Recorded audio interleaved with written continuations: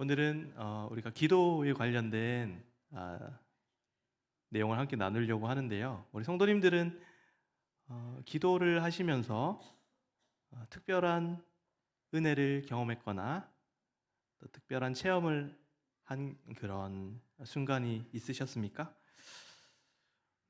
저도 어, 오래 살진 않았지만 어, 하나님께서 또 저에게 주시는 그런 은혜의 시간이 있었던 것 같아요. 제가 굉장히 힘들었던 시기였는데 음, 왠지 이렇게 내 자신에 대해서 자신감이 없어지고 어, 아침에 눈을 떠서 일어나려면 정말 눈을 뜨기 싫은 그런 감정들이 들고 어, 지나가다가 개가 저에게 왈왈 이렇게 짖으면 저 개도 날 무시하나?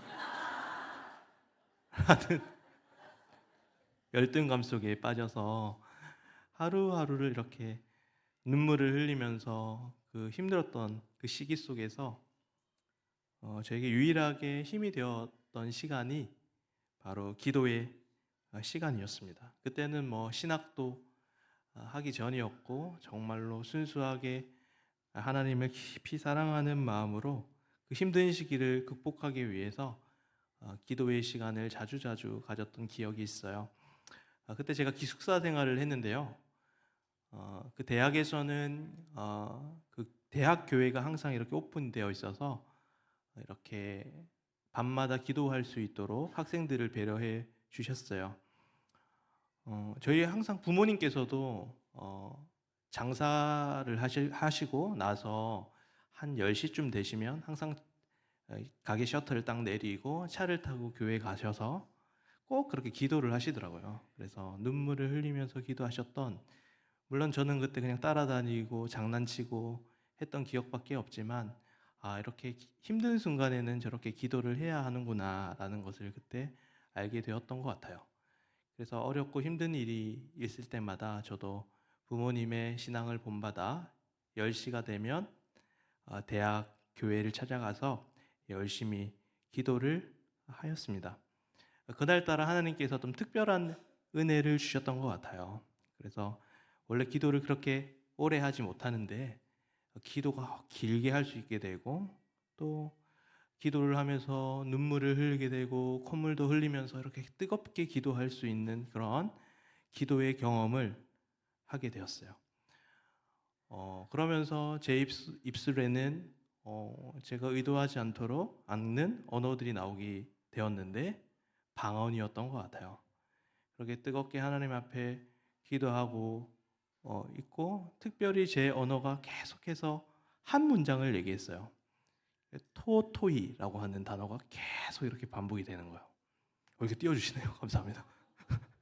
토토이라고 하는 단어가 계속 반복이 돼서 이거는 뭔가 하나님이 특별함을 나에게 주시나 보다라고 해서 이렇게 적어놨어요. 그래서 아버지에게 먼저 전화를 드렸어요. 아버지가, 제가 들은 바로는 저희 아버지는 방언을 노어, 그러니까 러시아어로 하신다고 그러시더라고요. 그래서 사실인지 아닌지는 증명할 길이 없지만 그렇게 노어로 방언을 받으셨다. 그래서 기억이 나서 아버지, 제가 이렇게 기도를 했는데 아버지 어떻게 생각하세요? 그랬더니 하나님께서 방언을 주시는 것 같다. 그러면 그 말이 다른 나라의 언어인 것 같으니 주변 사람들한테 한번 알아봐라. 이렇게 얘기를 하시더라고요. 그래서 중국어 선생님한테 가서 물어보고 토토이를 아시나요? 모른다. 그러시나? 영어 선생님한테 가서 토토이를 아시나요? 모른다. 저희 교회에 일본어를 하시는 그 누님이 한 분 계셨어요. 그래서 혹시 누님, 혹시 제가 토토이라는 단어로 제가 방언을 받은 것 같은데 혹시 토토이라는 게 혹시 일본어가 아닐까요? 그랬더니 아니란다. 그러면서 혹시 뭐 도요토미 히데요시를 뭐 잘못 알고 얘기한 거니? 이렇게 얘기를 하시더라고요. 그래서 시간이 이렇게 지났는데 하루는 그 누님이 문자가 오셨어요. 지훈아, 내가 깜짝 놀랐다. 내가 사실은 가지고 다니는 일본어 찬양집이 있는데 네가 얘기한 그 토토이라는 단어를 차렸다. 누나 그게 뭐예요? 그랬더니 그거는 존귀한이라는 단어야. 놀랍죠? 그래서 막 그 어려운 시기 가운데 그렇게 하나님 앞에 기도하면서 개인적으로 받았던 그 큰 체험들이 그 위기를 이길 수 있는 힘이 되었습니다. 그런데 그렇게 뜨거웠던 저의 모습은 온데간데 없고 이상하게 신학교를 들어가서 신학 공부를 하기 시작하면서 이상하게 메마라지고 이상하게 딱딱해진 저의 모습을 발견했던 것 같습니다. 그래서 그런 딱딱함이 있었던 저에게 성남제일교회는 또 한 번의 제 마음이 열리고 뜨거워지는 귀한 교회였습니다. 성령의 역사에 대해서 굉장히 열려 있고 특별히 DTS 사역을 하면서 제가 성령의 그 역동적인 은혜들을 많이 배웠던 것 같아요. 그리고 특별히 제가 올해부터 제가 중보기도 사역을 맡게 되면서 이제 매주 목요일에 2시에 초등부실에서 다음 사진과 같이 이렇게 저희가 기쁘게 중보기도 사역을 하고 있습니다. 이 중보기도 사역 모임은 사진이 없으면 넘어가겠습니다. 이 중보기도 사역을 통해서 저는 이 기도에 대해서 다시 한 번 더 배워가고 이 기도에 대해서 저 깊이 은혜를 나누는 시간을 가지고 있습니다.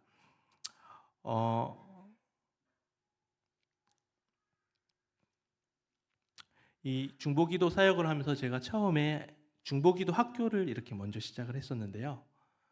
그때는 제가 중보기도를 한 번도 이제 참석하지 않은 상태에서 우리 권사님들과 함께 제가 기도를 가르쳐 드렸는데 기도 학교가 끝나고 나서 다시 제가 중보기도 사역에 들어가서 실제로 기도를 했었거든요.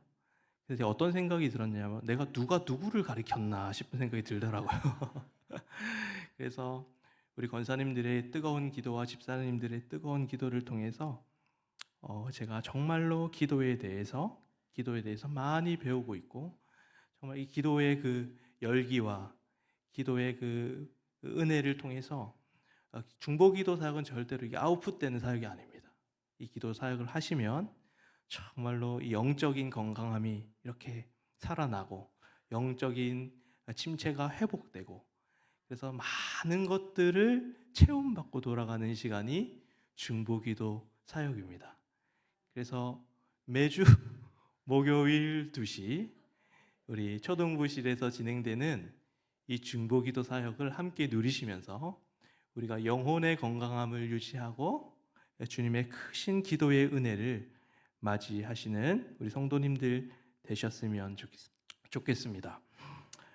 성도님들은 혹시 누군가가 나를 위해 기도해주고 있다 또는 내가 누군가를 위해 기도하고 있다라는 것을 경험하고 있으십니까? 어린 시절 아직도 저는 기억에 남는 것이 저희 어머님께서는 항상 아플 때면 저를 꼭 껴안고 기도해 주시던 것이 생각이 납니다. 제가 목회를 한다고 했을 때 저희 어머니께서는 2가지를 붙들고 기도하셨다고 해요. 첫째는 우리 지훈이가 공부를 너무 평소에 안 했는데 하나님 학자의 혀를 주옵소서 이렇게 기도를 했다고 해요. 제가 얼마나 공부를 안 했냐면 이제 저희 초등학교 시절에 성적표는 수미양가였잖아요. 그래서 지훈아 제발 가는 안 된다 라고 그래서 양이 엄청 많았어요. 제 성이 그래서 양인가 봐요. 그래서 온통 양이었어요. 근데 가는 없었어요. 그래서 칭찬받고 잘했어. 지훈 충분하다 이 정도면. 그런데 요즘은 목회를 하면서 어머니의 기도 덕분에 책도 좋아하고 공부도 열심히 하고 있는 것 같아요. 부모님의 기도 덕분입니다. 또 한 가지는 뭐냐면 저희 어머니가 항상 저를 못 믿어 하시기 때문에 주님 우리 저 못 믿어온 양지훈이 좋은 사람들 많이 붙여주옵소서 이런 기도를 하셨다고 해요. 저는 그 응답이 성남제일교회를 만난 것이라고 생각을 합니다. 늘 이렇게 많이 흘리고 다니고, 예, 별명이 새우깡이거든요. 손이 많이 가가지고 항상 챙겨주시는데, 그런데 이런 스타일인데도 불구하고 저를 내쫓지 않으시고 사랑으로 감싸주시는 우리 성도님들이 좋은 분들이 있기 때문에 저는 그것이 우리 어머니의 중보기도 덕분이라고 생각을 합니다. 쉽게 설명하면 중보기도라고 하는 것은 남을 위해 이렇게 기도하는 거예요. 그런데 예전에 중보기도라는 단어를 쓰지 말라고, 그건 신학적으로 문제가 있다고 했던 시기가 있었거든요. 왜냐하면 신학적으로 볼 때 우리의 중보자는 오직 그리스도밖에 없기 때문에 중보자는 오직 예수님밖에 없습니다 라는 의미에서 중보기도를 사용하면 안 된다라고 얘기하는데, 그래서 그 대안 언어가 뭐냐면 도고기도를 써야 된다고 얘기를 하더라고요. 근데 요즘은 아무도 도고기도를 쓰지 않습니다. 들어본 적이 없으시죠? 이게 충분히 무슨 말씀인지는 알겠는데, 사실은 저희가 중보기도라는 표현을 쓸 때 그 말이 우리가 중보자가 아니라 중보자이신 그리스도를 의지하면서 다른 사람에게 기도를 하는 것이기 때문에 전혀 그 단어에 대해서는 거리낌 없이 사용할 수 있다라고 생각을 합니다.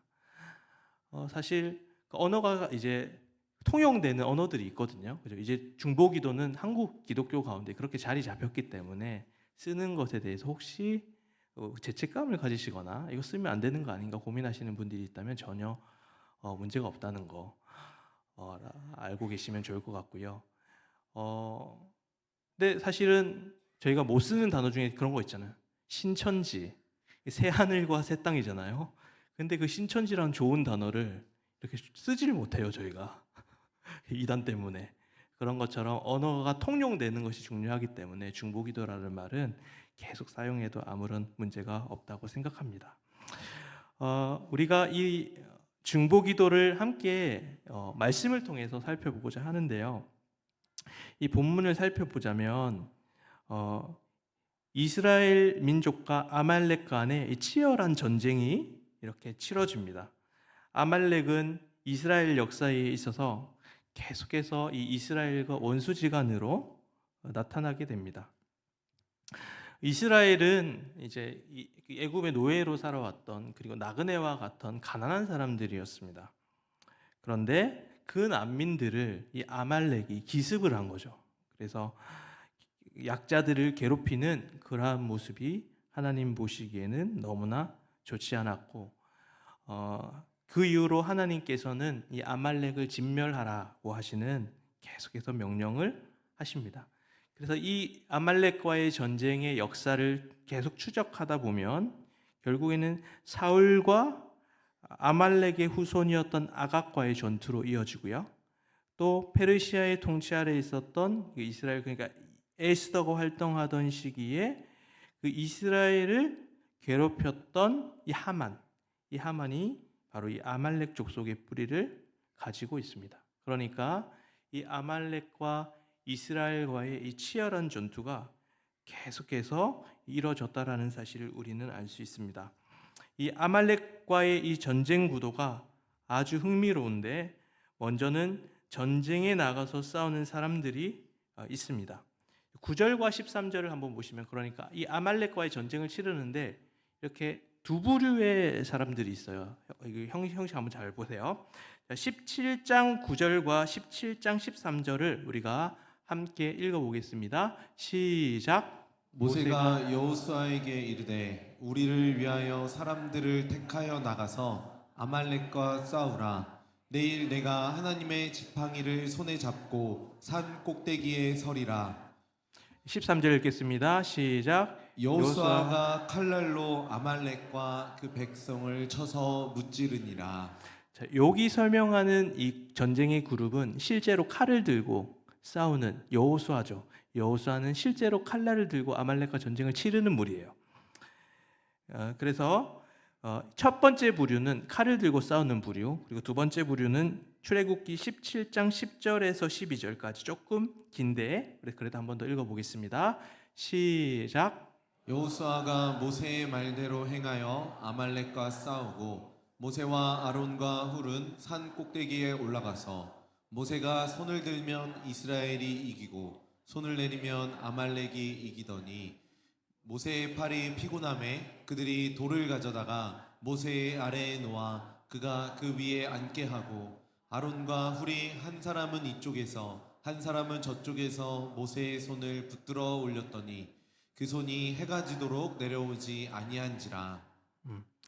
여기서 모세가 이렇게 지팡이를 들었다라고 하는 이 표현을 구속사적으로 표현해서, 그러니까 이게 결국에는 예수님을 의미하는 것이 아닌가라고 해석할 수도 있는 거고, 또 한편으로는 지팡이를 든 것이 하나님의 주권과 하나님의 능력을 의미한다라고 볼 수가 있습니다.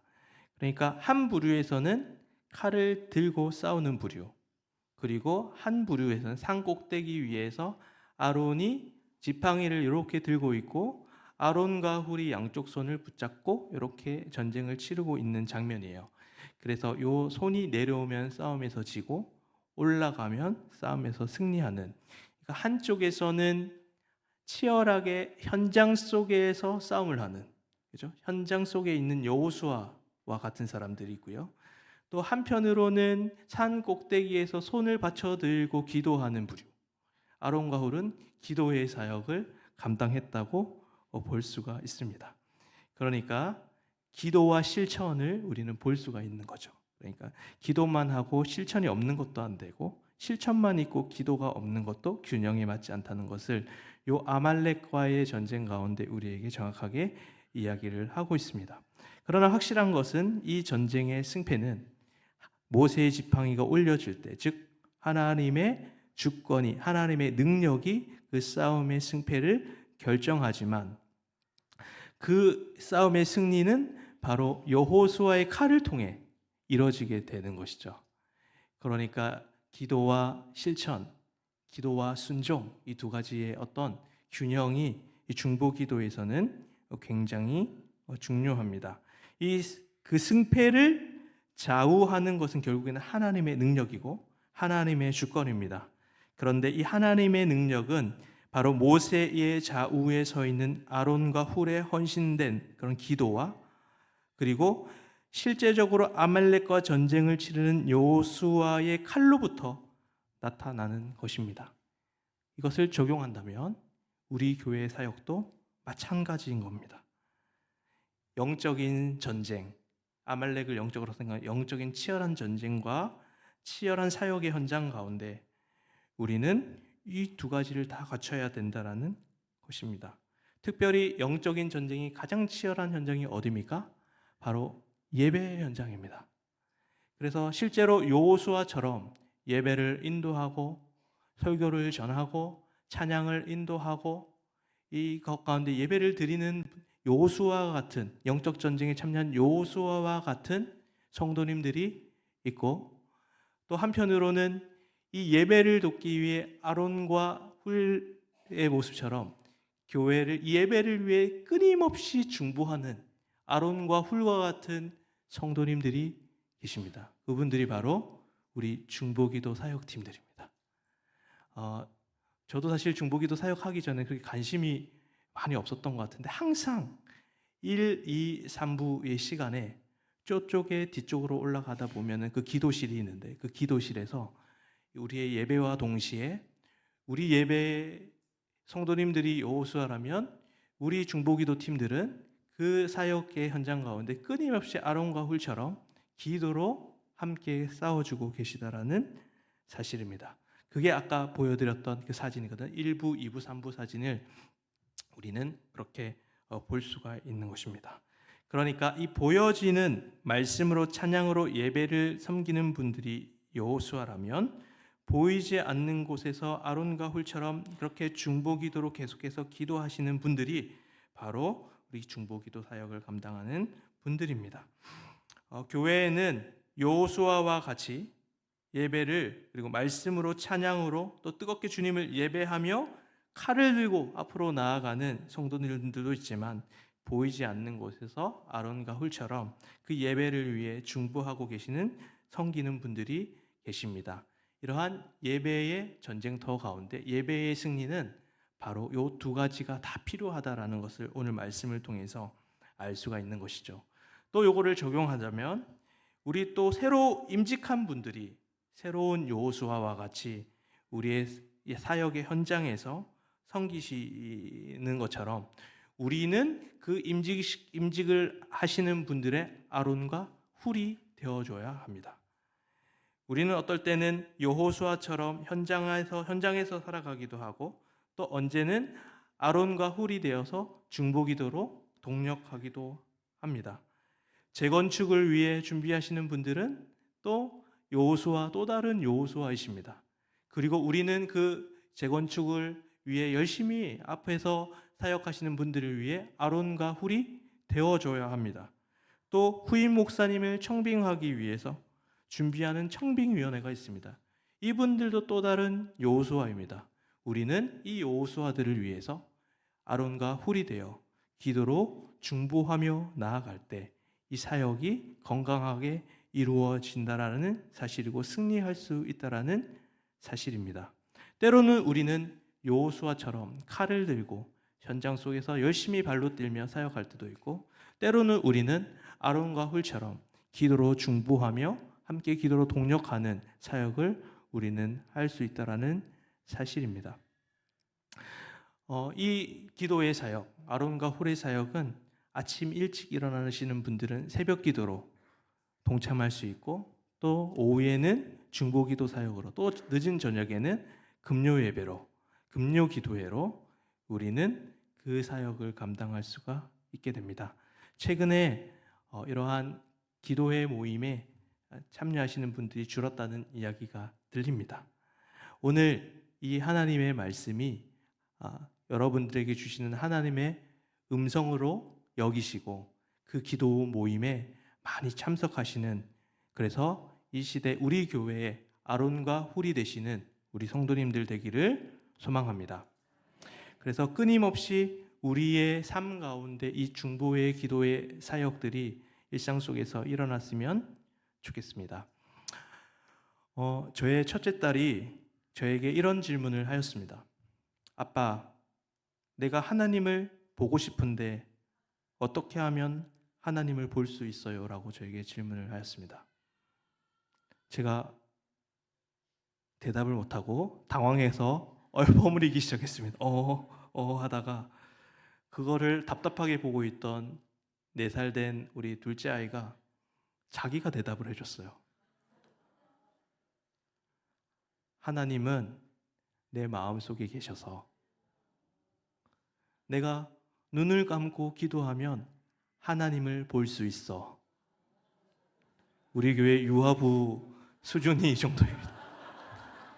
목회자인 나는 버벅거리고 있는데 옆에서 4살 난 딸이 그렇게 대답을 하더라고요. 둘째 딸이 요즘 이제 한창 이제 호기심도 많고 하다 보니까 이렇게 유치원에 가서 어린이집에 가서 이렇게 달팽이를 이렇게 유심히 관찰을 했나 봐요. 근데 이제 우리랑 다른 게 우리는 늘 집과 내가 분리돼서 왔다 갔다 분리되면서 살아갔는데 이 달팽이는 붙어 있잖아요, 그죠? 그게 너무 신기했나 봐요. 달팽이는 집이 등에 붙어 있네 이렇게 계속 얘기를 하더라고요. 저는 그 모습을 보면서 기도에 대한 생각이 좀 났어요.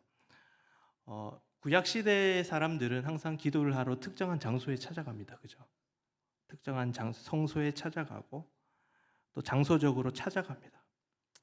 그런데 예수 그리스도께서도 보시면 성전을 청결하시면서 내 아버지 집, 그러니까 만민이 기도하는 집이다. 강도의 소굴로 만들지 말라 하시잖아요. 특정한 장소에 대한 이야기를 하는데 이제 예수님이 내 마음에 오시고 나서 이제 기도의 장소는 특정한 장소가 아닙니다.